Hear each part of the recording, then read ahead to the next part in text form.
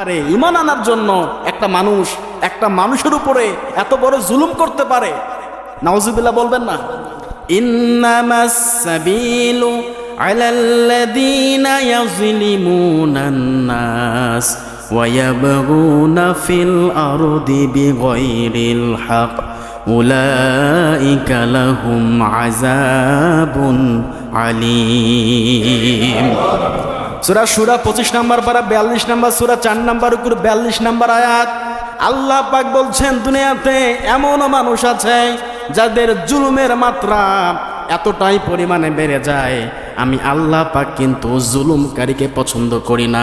ইন্নামাস সাবিলু আলাল্লাযিনা ইয়াজলিমুনান নাস, ইয়াজলিমু মুজারে, অর্থাৎ যারা দুনিয়ার জমিনে মানুষের উপর জুলুম করেছে, আমি আল্লাহ পাক বললাম ওয়ায়াবগুনা ফিল গায়রি বিআরদিল হক, দুনিয়ার মধ্যে অন্যায় করার পরও ঘাড় ফুলে চলে, গরম দেখিয়ে চড়ে, আমি আল্লাহ পাক বললাম ওর বিরুদ্ধে আমি নিজেই মামলা করব। বলি নাউজুবিল্লাহ। যারা মানুষের উপর জুলুম করে, এরকম জুলুম সমাজে হচ্ছে কি হচ্ছে না? হচ্ছে। ভিতরে ভিতরে অনেক জুলুমের শিকার অনেক মানুষ হচ্ছে, কিন্তু বলতে পারে না। এজন্য মানুষকে জুলুম করা যাবে? বলেন।